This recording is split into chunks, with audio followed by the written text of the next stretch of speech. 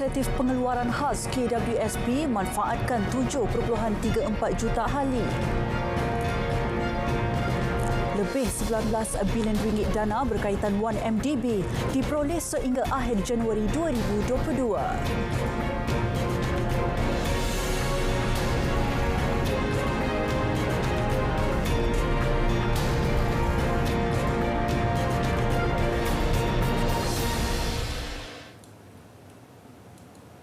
Salam keluarga Malaysia, berita Parlimen bersama saya Vimalah Kasturi Firasami.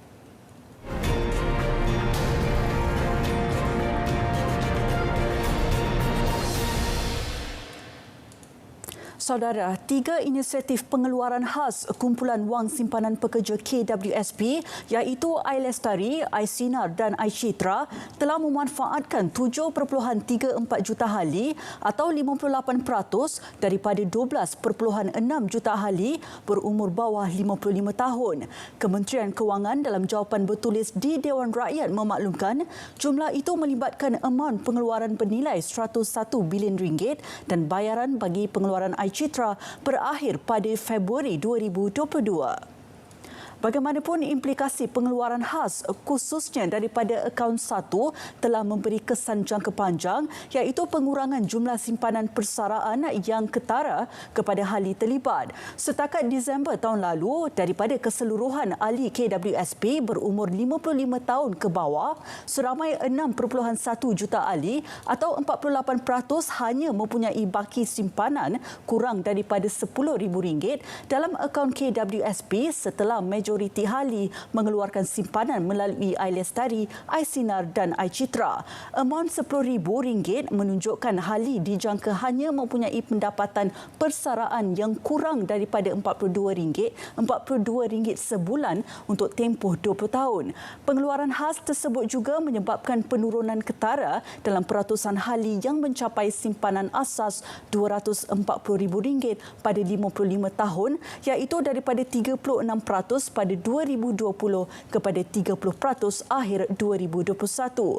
Keadaan ini secara langsung menunjukkan 70% atau lebih 2/3 daripada ahli berumur 55 tahun dan ke bawah berada dalam situasi yang serius apabila jumlah dana mereka tidak cukup untuk bersara melebihi paras kemiskinan. KWSP menganggarkan ahli perlu bekerja antara 4 hingga 6 tahun tambahan untuk membina semula simpanan yang telah dikeluarkan semasa pandemik. Jumlah dana berkaitan One Malaysia Development Berhad 1MDB yang berjaya diperoleh semula sehingga 31 Januari 2022 adalah bernilai kira-kira 19.14 bilion ringgit. Kementerian Kewangan dalam jawapan bertulis di Dewan Rakyat hari ini memaklumkan dana tersebut dimasukkan ke dalam akaun amanah mendapatkan kembali aset AAMKA. Sebahagian besar dana diperoleh daripada 5 sumber utama. Ia merangkumi $1.23 bilion Amerika atau 5.17 bilion ringgit daripada Jabatan Keadilan Amerika Syarikat, juga $2.5 bilion Amerika atau 10.5 bilion ringgit daripada Goldman Sachs sebagai sebahagian jumlah penyelesaian yang dimuktamadkan pada Julai 2020 dan dikreditkan pada September 2020. Sebanyak $80 juta Amerika atau 3.36 juta ringgit lagi diterima daripada Deloitte hasil penyelesaian global pada 24 Mei 2021 dan dikreditkan pada Jun tahun lalu. Selain itu, $2.315 bilion Amerika daripada M-Bank hasil penyelesaian global pada 5 Mei 2021 yang dikreditkan pada Julai dan Disember 2021. Ahli Parlimen Damansara Tony Phua mengemukakan usul agar Ahli Parlimen Pekan Datuk Seri Najib Tun Razak dirujuk kepada Jawatan Kuasa Hak dan Kebebasan Parlimen. Tony menyifatkan ucapan Datuk Seri Najib ketika perbahasan usul menjunjung kasih titah diraja di Dewan Rakyat semalam sebagai mengelirukan. Ia membabitkan perkara berkaitan 1MDB, pengambil alihan pengeluar tenaga bebas IPP dan nilai aset bandar Malaysia.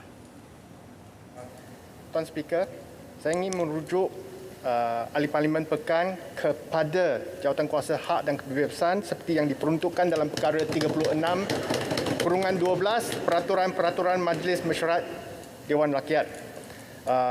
Perkara ini telah pun disampaikan kepada pejabat speaker dalam bentuk surat. Pejabat akan buat jawapan sewajarnya. Terima kasih.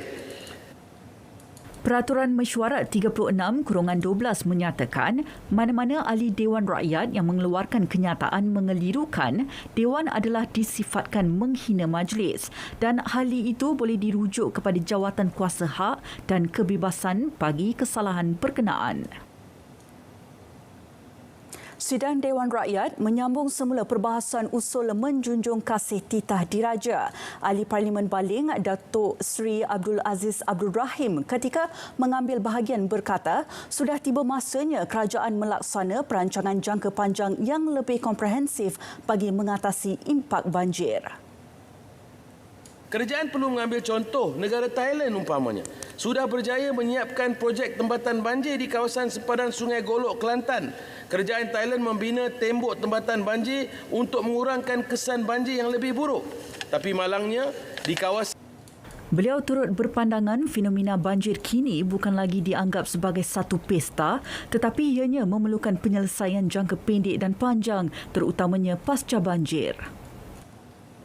Sedar atau tidak, pasca banjir, agony dengan izin, kesusahan, kepayahan rakyat kita yang menanggung isu masalah selepas pasca banjir. Itu yang amat-amat merumit dan merugikan negara. Jadi saya harap ia akan dapat dilaksanakan dengan segera. Tindakan kementerian-kementerian yang berkaitan dalam hal ini.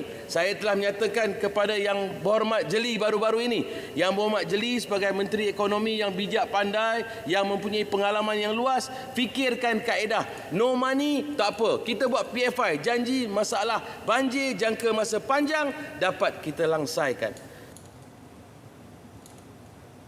Kaedah uji dan lepas dicadang diguna pakai oleh kerajaan bagi pembukaan semula sempadan negara yang lebih selamat antara Malaysia dan Singapura. Cadangan dikemukakan Ahli Parlimen Bakri Yeo Bee Yin dengan mengharapkan pelaksanaan SOP yang lebih baik antara kedua-dua negara.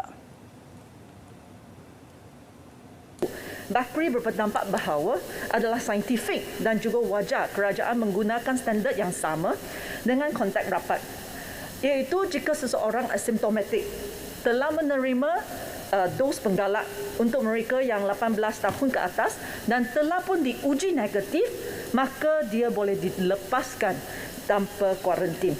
Jika tidak dapat membuka sempadan dengan sepenuhnya pun, kerajaan perlu mengambil langkah supaya untuk meningkatkan VTL, jumlah VTL yang dibenarkan setiap hari. Sementara itu, Ahli Parlimen Bintulu Datuk Seri Tiong Kin Sing mempersoal kenapa hanya sebuah syarikat sahaja dilantik untuk mengendalikan pemeriksaan COVID-19 di lapangan terbang milik Malaysia Airports Holdings Berhad MAHB. Beliau mendesak agar monopoli segera diberhentikan bagi membolehkan lebih banyak syarikat dilantik untuk terlibat dalam tugasan berkenaan.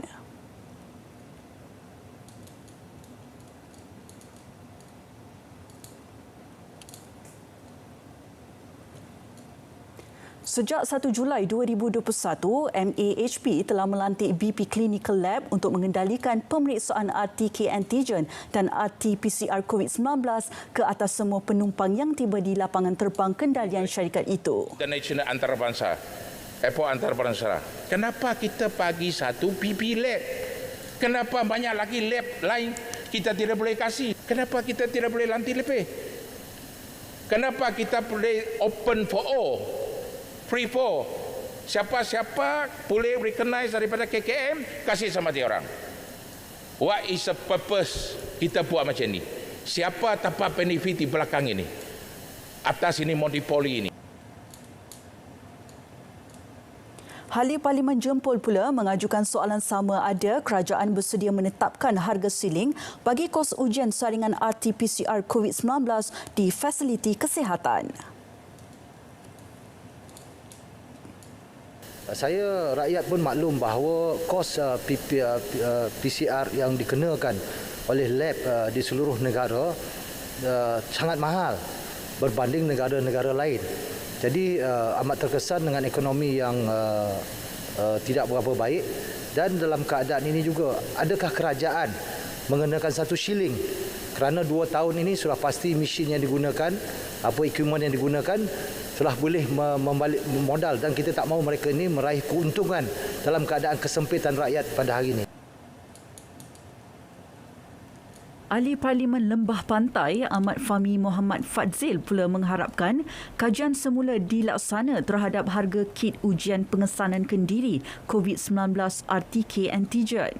Rakyat yang hampir setiap hari, kalau anak mereka, adik-beradik mereka, mak ayah mereka kena buat test, nak pergi kerja, nak pergi sekolah, ya, kalau harga test kit itu terlalu mahal. Jadi pada pandangan saya pohon pihak kerajaan pertimbangkan mengurangkan dan meletakkan harga siling kepada test kit ini sekitar RM5. RM4.90 itu bagi saya sudah agak baik, ya. Tapi kalau belasan ringgit ataupun RM10 dia terlalu mahal, terutama bagi mereka yang tidak layak untuk membayar cukai. Kita tahu rata-rata kumpulan B40, ya, mereka mungkin tak perlu membayar cukai, jadi rebat cukai RM1,000 untuk ujian itu tidak terpakai untuk mereka. Jadi saya pohon untuk dikurangkan. Ahli Parlimen Beaufort Datuk Seri Aziza Muhammad Dun yang turut mengambil bahagian mengharapkan isu kemiskinan di Sabah dan Sarawak dibasmi dengan usaha sewajarnya. Memfokus kepada daerah yang termiskin.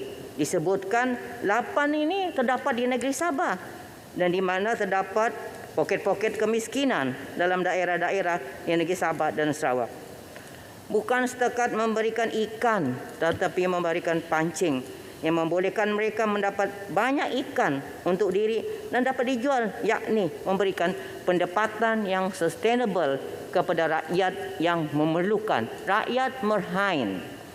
Kerajaan yang prihatin kepada rakyat hendaklah menggunakan segala kepekaran yang ada dalam negara, di universiti dan di mana-mana di institusi. Bukan berfikir, tetapi turun padang dan lihat apakah kekuatan yang ada di kawasan-kawasan yang dikenal pasti termiskin ini. Dan bagaimanakah daerah tersebut dan penduduk-penduduknya boleh ditransformkan kepada kawasan produktif dan sekaligus mengatasi masalah kemiskinan. Sementara itu, isu kewarganegaraan di Sarawak dibangkitkan Ahli Parlimen Sibuti Lukanisman Awang Sauni dengan merujuk kes Jenny Liana Ating 9 tahun. Justeru beliau mengharapkan isu sedemikian tidak akan berulang setiap tahun. Isu besar yang dibangkitkan adalah mengenai status kanak-kanak yang tidak mempunyai sijil kelahiran akibat pendaftaran lewat, ditinggalkan kepada keluarga angkat, lahir dan membesar di Sarawak tanpa bernegara. Permohonan kewarganegaraan di bawah perkara 15A, Perlembagaan Persekutuan yang mengambil tempoh lama diluluskan menyebabkan penderitaan pemohon kerana dinafikan hak untuk mendapatkan pendidikan. Ketika sesi kamar khas pula, Timbalan Menteri Pendidikan 1, Datuk Dr. Ma Hang Sun memaklumkan 44 projek baik pulih atau pembinaan gantian sekolah yang mempunyai bangunan daif telah diluluskan di Sabah.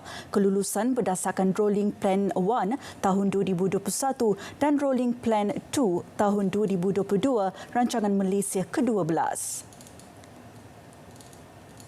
Ketika ini, kesemua projek berkenaan masih berada di fasa prabina. Berdasarkan rekod KPM, sehingga Februari 2022, terdapat 419 sebuah sekolah yang mempunyai bangunan daif di negeri Sabah. Daripada jumlah tersebut, terdapat sebanyak 384 buah sekolah berskala 6 dan sebanyak 35 buah sekolah berskala 7. Keutamaan KPM adalah kepada bangunan yang pada skala 6 dan skala 7 untuk dibaik pulih atau dibina bangunan gantian mengikut keperluan. Sehingga akhir bulan lalu, sebanyak 169 sekolah yang mempunyai bangunan daif di Sabah telah siap dibina gantian penuh. Kementerian akan mengemuka permohonan mengenai cadangan baik pulih atau pembinaan gantian sekolah yang mempunyai bangunan daif secara berperingkat kepada agensi pusat bagi setiap rolling plan dalam rancangan Malaysia 5 tahun. Ia bagaimanapun tertakluk kepada pertimbangan dan kelulusan agensi pusat serta kedudukan semasa kewangan kerajaan. Pesalah hutan simpan kekal bakal berdepan hukuman lebih berat apabila rang Undang-Undang Perhutanan Negara Pindaan 2022 diluluskan kelak. Bacaan kali pertama pindaan itu dibentang di Dewan Rakyat siang tadi oleh Timbalan Menteri Tenaga dan Sumber Asli, Dato' Ali Biju. Tuan Yang di-Pertua, saya mohon mengemukakan rang Undang-Undang Perhutanan Negara Pindaan 2022. Pindaan akta itu antara lain untuk menentukan persamaan undang-undang bagi negeri di Malaysia dalam rangka undang-undang berkaitan pentadbiran, pengurusan dan pemeliharaan hutan serta pembangunan perhutanan. Antara kesalahan yang membolehkan hukuman lebih berat dikenakan adalah kesalahan memiliki hasil hutan secara tidak sah, menghasilkan pembakaran dan membuang sampah sarap. Menurut naskah biru yang diedar di Parlimen, bagi penalti kesalahan di bawah Seksyen 84-1 iaitu kesalahan memiliki hasil hutan secara haram, hukuman denda dinaikkan sehingga maksimum RM200,000 manakala hukuman penjara dinaikkan daripada maksimum 5 tahun kepada 10 tahun. Bagi kesalahan di bawah Seksyen 82 iaitu larangan ke atas pembakaran seperti menyalakan, menyimpan atau membawa apa-apa api atau membiarkan apa-apa api menyala dengan apa-apa cara yang membahayakan hutan simpan, individu yang didapati bersalah boleh didenda tidak melebihi RM100,000 berbanding RM50,000 sebelum ini atau dipenjara maksimum 7 tahun berbanding 5 tahun sebelum ini atau kedua-duanya sekali. Pindaan turut melibatkan Seksyen 83 iaitu pembuangan sampah sarap di dalam hutan simpan kekal iaitu pesalah boleh didenda sehingga RM20,000 iaitu sekali ganda berbanding denda sebelum ini RM10,000 atau dipenjara sehingga 3 tahun atau kedua-duanya sekali. Bacaan kali kedua akan dibuat pada persidangan kali ini. Setiap keluarga Malaysia merupakan komponen penting. Jawapan yang sebenarnya ke dalam Dewan Rakyat. Bawa ini supaya Parlimen peraturan nak celah beritahu saya. Ya, InsyaAllah saya benar. Saya akan bagi amaran tidak mengganggu sesi perbahasan. Bisa tarik balik kenyataan itu.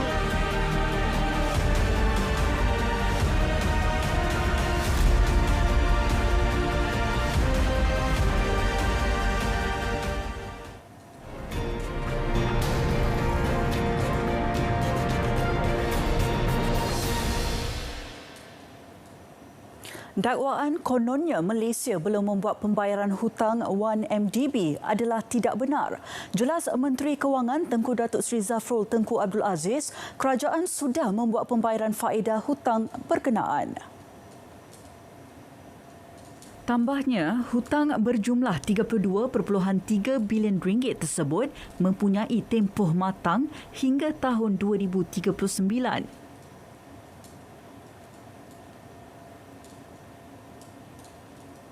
Dakwaan bahawa belum lagi kita bayar prinsipal hutang 1MDB ini adalah tidak berasas, ya. Memandangkan prinsipal hutang-hutang tersebut hanya akan matang lambat lagi. Contohnya prinsipal bond terbitan 1MDB Energy Limited 11 Mei 2022 that's RM7.35 bilion. Bond terbitan 1MDB Energy Langat 2022 RM7.35 bilion. Bond terbitan 1MDB Global Investment sebanyak RM12.6 bilion. Sukuk IMTN terbitan 1MDB RM5 bilion. Jadi RM32.3 bilion ini dia punya tarikh matang antara tahun 2022 hinggalah tahun 2039. Jadi belum lagi lah dibayar. Ini prinsipal, ya. Jelas beliau lagi, hutang terkumpul 1MDB terdiri daripada prinsipal termasuk bond dan sukuk berjumlah lebih kurang RM38 bilion. Jumlah kerugian yang terpaksa ditanggung bakal jemaah umrah akibat penangguhan sementara perjalanan berikutan penularan Omicron Januari lepas adalah jauh lebih rendah berbanding jumlah jemaah yang terlibat. Menteri Pelancongan Seni dan Budaya Datuk Seri Nancy Shukri berkata, majoriti yang terkesan membabitkan mereka yang dijadual berlepas antara 8 hingga 14 Januari iaitu kurang 2 minggu daripada tarikh pengumuman oleh kerajaan. Susulan itu, kerajaan memutuskan untuk membayar sagu hati RM1,671 kepada setiap jemaah yang terjejas. Antara kriteria dan syarat pemberian bayaran sagu hati ini adalah pertama, jemaah menggunakan syarikat pengendali yang berlesen dengan MOTEC. Kedua, tempoh penerbangan adalah antara 8 Januari hingga 7 Februari 2022 dan yang ketiga telah memiliki visa perjalanan. Penangguhan sementara tersebut melibatkan kira-kira 19,000 bakal jemaah. Peratusan liputan 4G di kawasan berpenduduk di Sarawak meningkat kepada 82.86% pada suku keempat 2021 berbanding 73.67% sebelum pelaksanaan jendela pada suku kedua 2020. Sejak 31 Januari 2022, 83 tapak menara baharu dan 2,576 stesen pemancar telah dinaik taraf di negeri berkenaan. Jelas Timbalan Menteri Komunikasi dan Multimedia Datuk Zahidi Zainul Abidin, liputan jalur lebar 4G di Parlimen Baram, Betong, Hulu Rajang dan Serian juga bertambah baik selepas pelaksanaan Pelan Jalinan Digital Negara Jendela Fasa 1. Terdapat sebanyak 105 lokasi telah dipasang dengan jalur lebar satelit termasuk 100 lokasi di kawasan Rumah Panjang di Parlimen Ulu Rajang. Pembinaan 60 buah menara baru di Parlimen Ulu Rajang telah mula dilaksanakan dan dijangka siap secara peringkat bermula suku keempat 2022 sehingga suku ketiga 2023. Manakala terdapat sebanyak 15 stesen pemancar sedia ada di Parlimen Ulu Rajang yang sedang dinaik taraf di bawah projek penaik taraf stesen pemancar dan dijangka siap sepenuhnya pada suku keempat 2022. Sehingga kini, terdapat 3 lokasi Wi-Fi komuniti di Rumah Panjang iaitu Kampung Umah Daro dan Kampung Baloi Ukab, manakala 1 lokasi lagi di Kampung Sungai Asap. Suruhanjaya Komunikasi dan Multimedia akan mengkaji keperluan untuk meneruskan projek Wi-Fi komuniti atau menyediakan jalur lebar teknologi lain pada masa hadapan. 178 daripada 6,755 projek pembangunan yang dipantau oleh Unit Penyelarasan Pelaksanaan ICU Jabatan Perdana Menteri tahun ini dikategorikan sebagai projek sakit atau mengalami kelewatan melebihi 20% berbanding jadual asal yang dirancang. 92 daripada projek tersebut sedang dan telah diambil tindakan intervensi oleh ICU. Di Bukit Gantang pula, terdapat satu projek di Cangkat Jering yang mungkin boleh dianggap sebagai projek Gajah Putih. Pada awalnya, projek Laman Cangkat Jering mendapat peruntukan Kementerian Perumahan dan Kerajaan Tempatan sebanyak RM2.8 juta.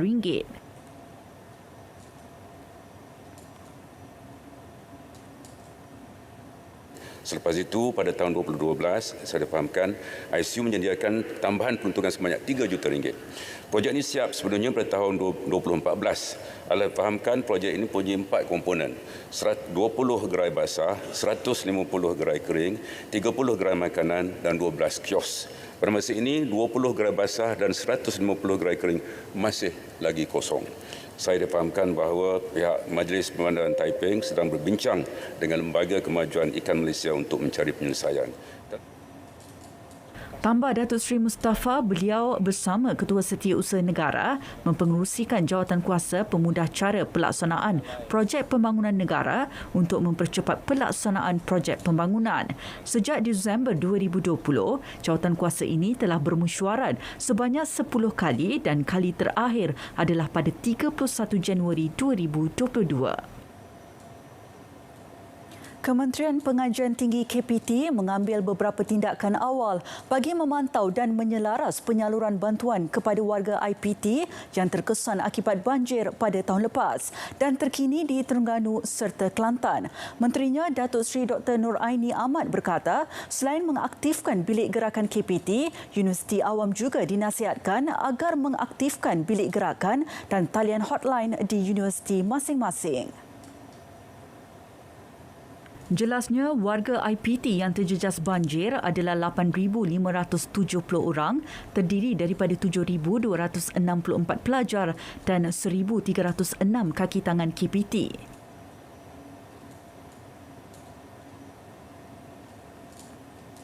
Secara umumnya, operasi bantuan banjir KPT melibatkan 7 buah negeri iaitu Selangor, Negeri Sembilan, Melaka, Kelantan, Pahang, Johor dan Sabah dengan kira-kira 76 buah daerah disantuni termasuk 2 daerah angkat yang telah ditetapkan oleh pihak kerajaan kepada IPT iaitu di Kuala Langat di Selangor dan Temerloh di Pahang.